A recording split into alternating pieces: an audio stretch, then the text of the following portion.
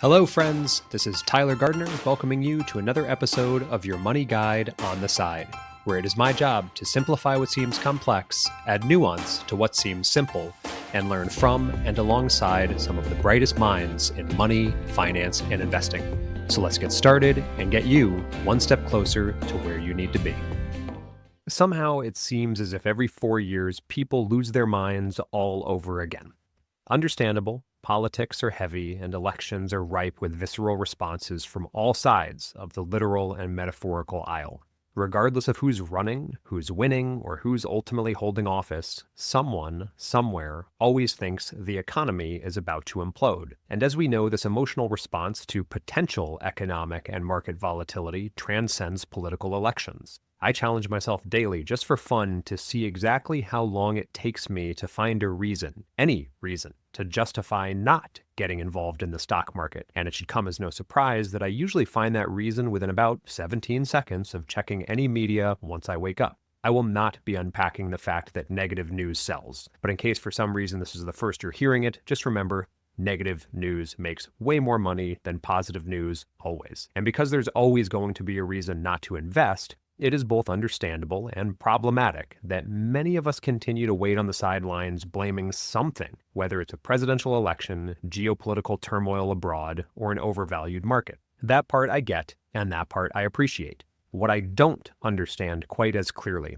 or at least might not empathize with quite as deeply, is our inability to remind ourselves that this, too, has happened before.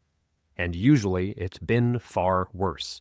I connect with people daily who try to convince me that this elusive concept of this has never happened before. We have simply never experienced it, and we should be running to Costco to secure as many 5-gallon bins of name your condiment of choice here. Even with Trump's current presidency, I can't avoid having people claim we have never been in such a state of political turmoil. And politics aside, and putting truth forward as frequently as I can, I remind people that yes, he has been president before, and we have, in fact, lived through 4 years with Trump holding office. The point being, yes, we have been here before, and more to the point of this episode, so too has the stock market.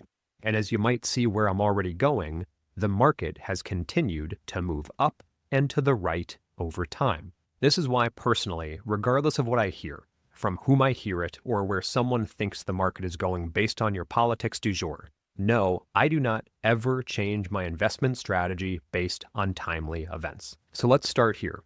The market doesn't care who the president is. I encourage us all to picture the market as something way beyond our nonsense. Yes, it responds to our nonsense in the short run, our greed, our fear, our collective sentiments and reactive tendencies, but in the long run, it remains something well beyond our daily struggles. It remains a reflection of the human spirit's desire to grow, to solve problems, and to disrupt inefficiencies worldwide. Yes, to an extent, it can be viewed as a godlike figure that transcends us, our time period, and certainly a 4-year presidency. But I get it. It's fun to pretend that elections dictate market performance, as we crave reasons for what is happening, again, just as many turn to the concept of God in moments of praise or blame, to add some semblance of controlled narrative to the utter chaos that surrounds us. I smile, sorry, I do, when I picture those waiting for the market to drop or rise so they can say that it's because of the current president or elected officials. See, the market tanked today all because he's president. I told you it would. See, the market's up this week, all because he's president. I knew we had our guy. And yes, I am mocking that reaction because it's short-sighted, it's wrong, it's divisive, and it's reckless. So let's turn to history and see what the actual numbers say, whether we choose to embrace such reassurance or not. Since 1929, the S&P 500 has averaged about 7% annual return in real terms, regardless of who was in the White House. I want you to think about that for a minute. That's the collective tenure of 18 different presidents, from FDR to Biden, and the market has continued to grow, reaching over 50 all-time highs in 2024 alone. But beyond presidents, it has also survived global wars, recessions, financial crises, dot-com bubbles, inflation spikes, political scandals, everything, and most of these moments were in reality far scarier. Again, not to dismiss anybody's politics. But the reality is that there is not currently a global war, nor are we in the midst of a global financial meltdown, nor are we fighting off a global pandemic. But even if we were, and even when we did, the market continued to go up and to the right over a long time horizon. Now, sure, some presidents have presided over bigger booms than others. Under Obama, the market went up 181%. Under Trump, 67%. Biden's term was slightly more volatile, with inflation rearing its ugly head, but the market is still standing. And last I checked, again, it was at or near an all-time high at the time of my writing this episode. And here's what we're so quick to forget. The market doesn't move based on who's sitting in the Oval Office. It often moves, even in the short term, based on business cycles, innovation, interest rates, consumer spending, and consumer sentiment. Sure, I'd be naive to think those things aren't somehow interrelated. But again, we're talking about short-term fluctuations, not long-term patterns, the only patterns that matter for long-term wealth building. Business certainly doesn't come to a halt when a new president takes office. Apple, for example, doesn't take the day off from selling iPhones because of an election. People don't stop eating, driving, or paying their phone bills because of an election. And companies certainly don't stop adapting. If anything, new political cycles and challenges might encourage them to adapt even more quickly to face whatever new problem has presented itself to be solved by the world's top entrepreneurial minds. If you zoom out far enough, you realize that the market is much, much bigger than any one president. Beyond that, in my heart, I believe fully that no president in history has ever woken up and started the day by saying, you know what? Today, I want to implement some policies that will really fuck up markets. I'm sorry, you know that doesn't happen. And if you don't, I'd encourage us to go back to empathy. Go back to what is shared before taking any step forward. Everybody making policy has skin in the game somewhere, somehow, and it is in nobody's best interest to govern a flailing market structure. But enough of my theoretical approach. Let's turn to some numbers to hopefully add some validity to the above claims. Here are 5 things worth considering if you are one of the few, the proud, those who try to time the market based on who's in office. Number 1, know that you have a high probability of underperformance. Empirical evidence indicates that the odds of successfully executing a market timing strategy are slim to none. For instance, Morningstar's Mind the Gap study found that investors earned 9.3% per year on the average dollar they invested in mutual funds and exchange-traded funds over the 10 years ending December 30th, 2021. But this was approximately 1.7 percentage points less than the total returns their fund investments generated over that span, suggesting that attempts at going in and out of these funds often lead to underperformance. Number 2. There will always be a negative impact because odds are you will be missing some of or many of the top market days. The most significant gains in the stock market often occur during a handful of days. A 2023 study by J.P. Morgan analyzed the S&P 500 from 2003 to 2022 and found the following. First, if you stayed fully invested, your annualized return would have been about 9.8%. But if you had missed just 10 of the best trading days, your annualized return would have dropped to 5.6%. If you had missed the 30 best trading days, your annualized return fell to 0.2%, essentially wiping out all gains. For a moment, just imagine if you sold all of your stocks at the beginning of 2024 when we were first at an all-time high. You would have missed over 50 new ones.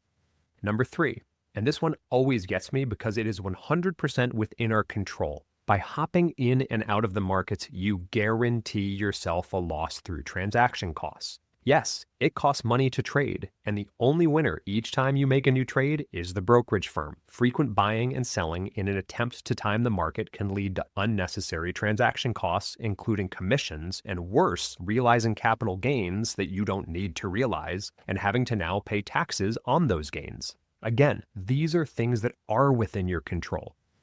Number 4, you're clearly basing your decision on an emotional response. And we all know the first rule of investing is you are forever and always your own worst enemy. Market timing often leads to decisions driven by fear or greed, causing investors to buy high during market euphoria and sell low during market downturns.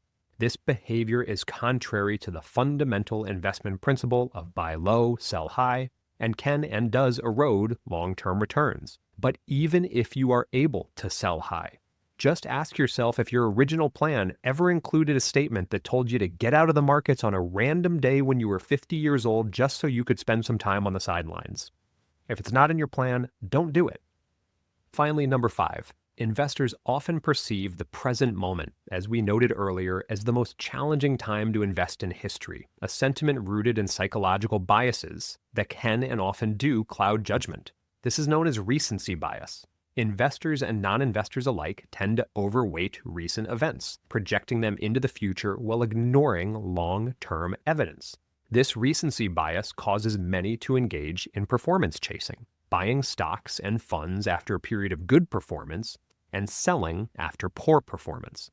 Such behavior often results in suboptimal investment decisions. Extending beyond investing, this bias blinds us to zooming out and remembering that we have, in fact, faced tough challenges before and we will again. Today is not, in fact, the worst it has been or will be. So I ask again, why would I change my investments for a 4-year presidency unless my original financial plan that I have written down in front of me was a 1 to 4 year plan that needed immediate or short-term liquidity options? The average presidency lasts 4 years, maybe 8 if they're lucky. My investment timeline? Probably 30 to 40 years. And even if I were 65 years old, I might have a 20 to 25 year time horizon ahead of me. In other words, that time horizon might extend my thinking through 3 to 6 more presidents. If you're saving for retirement, building wealth, planning for the future, you simply can't afford to make decisions based on what might happen in the next 4 years. Investing isn't a presidential term. It's a lifelong play. And the biggest mistake people make is to take money out of the market based on what some talking head is rambling on about and getting paid handsomely to do it. And yet, every election cycle, some people get antsy. They think, well, this time really is different. This time I should probably sell my stocks and wait it out. But here's another problem. If you think this way and act in response to those fears, you sit on the sidelines and continue to miss some of the market's biggest gains, period. Because sure, you might miss some downturns, but I give you my guarantee that you are not going to magically find your way back into the market before it turns, because you'd have to be perfectly right, not once, but twice. First timing the market top, then timing the market bottom. I've seen some lucky people who do it once. Heck, I did it once with a single stock. But twice? Sorry folks, we're not broken clocks, even though it would pay us nicely if we were in this example. So go back to the point that if we missed just the 10 best trading days over the last 30 years, our total returns would have basically been cut in half. Gone. Just because we were waiting for an elusive concept of certainty that will never present itself as long as humans are prone to fear-based thinking and guessed when the best days tend to happen.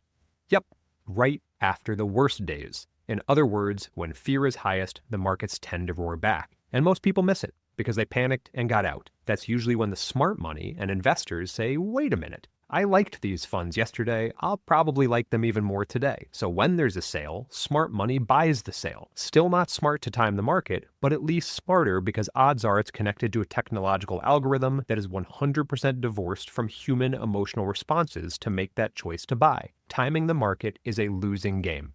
It always will be, and anyone who tells you otherwise is lying to you and to themselves. I know several professional day traders who, after spending decades trying to time their favorite head and shoulders patterns, simply bit the bullet and invested in buy and hold low-cost index funds because over time, they didn't beat the performance of the market. Nobody is going to consistently beat the average. Not fund managers, not economists, and certainly not your uncle who swears he called the 2008 crash. And don't tell me that Buffett did it, so can you. I'll let you figure out the difference between the two of you. Let's return to the concept of who's in office. I know people who sold all their stocks in 2016 because they thought Trump would wreck the economy. I know more people who sold all their stocks before Trump took office again in 2025. And all I can say is if you drew a line from 2016 to today, guess where it went? Yep, up and to the right. And those who sat out during Trump's first presidency missed a 67% market run-up over the next 4 years. That's over 15% per year. And just think about how hard you work to ask for a measly 3% raise to adjust for cost of living each year. This is a 5x raise per year for 4 years. Yes, it's retrospect, and yes, it's facts. I also know people who panic sold in 2020 because they thought Biden's policies would tank the stock market. They too missed a 30% rebound in just 6 months and missed out on over 50 all-time highs in the market in 2024. I think my own portfolio doubled between 2022 and 2024. And not because I did anything fancy. Trust me, I do nothing fancy. In fact, I did the opposite. Absolutely nothing. I just kept averaging my way into 5 funds and called it a day. Here's the punchline if you haven't seen yet where I'm going. Take a breath, go for a walk, relax. And although it's fine and understandable to challenge who's in office or speak your views, it is not fine to claim that you are going to base your investment decisions off of short-term noise. Selling, sitting on the sidelines, and then trying to time your way back in, that's expensive, factually. And I always remind people to control what they can control. If you sell, you're paying capital gains taxes, you're paying transaction costs, you're missing compound growth, and potentially buying back in at higher prices. The only guaranteed winner, again, in that scenario is your brokerage firm because they make the money off the trades. So those are mostly the reasons why I would not change my investments. But I would like to close by offering some reasons why I might choose to change my investments in response to something entirely divorced from the political climate. The way I see it, the only reason I'd ever change my investment strategy is if something in my life were to change. Do I all of a sudden anticipate needing X amount of money by Y time? If the answer to that question changes in my life, I will most likely move something from risk on to risk off. And it will be that simple. And it will never be based on anything other than the answer to that question. It will certainly not be because of short-term external factors, because the stock market might literally be the single most battle-tested concept in history that has maintained its integrity, its forward progress, and its ability to smooth volatility over long enough time horizons. To make it even more personal, this is the first year in my 20 years of investing that I have taken money from risk on, my low-cost index funds, and placed it in risk off, my money market fund. Why? Because I'm about to have an epic tax liability based on my shifting from a W-2 employee for years to a 1099 small business owner. Now with quarterly taxes due and knowing about what that amount will be, I literally cannot afford to have a 10 to 15% market correction wipe out my purchasing power to fund that tax liability. Not to mention, the money markets are still a very healthy return right now. So I put 10% of my assets into a money market fund, not because of short-term politics, but because of short-term changes in my immediate wants and needs. That other 90%, heck, I wouldn't modify that investment plan ever, as it's low cost, it's diversified, and it's simple. My final thought. The market moves on, so should you. So I'll leave you with this. If the stock market can survive world wars, oil crises, the Great Depression, and 18 different presidents, it can certainly survive not just this presidency, but the next election, and the next, and the next, regardless of which side of the aisle you represent. I know many of you will perhaps call me a naive ding-dong for this one, but the numbers confirm that our long-term investments do not care who the president is, and in terms of your long-term financial plans, neither should you. I would encourage you to heed the wise words of Vanguard's founder, Jack Bogle. Don't just do something, stand there. Stick to your plan, keep investing, because no matter who's in office, no matter what happens on a daily or 4-year basis, over a long enough time horizon, the markets go up. As always, when that changes, I'll let you know. Thanks for tuning in to your Money Guide on the Side. If you enjoyed today's episode, be sure to visit my website at tylergardner.com for even more helpful resources and insights. And if you are interested in receiving some quick and actionable guidance each week, don't forget to sign up for my weekly newsletter, where each Sunday I share 3 actionable financial ideas to help you take control of your money and investments. You can find the sign-up link on my website, tylergardner.com, or on any of my socials at SocialCapOfficial. Until next time, I'm Tyler Gardner, your money guide on the side, and I truly hope this episode got you one step closer to where you need to be.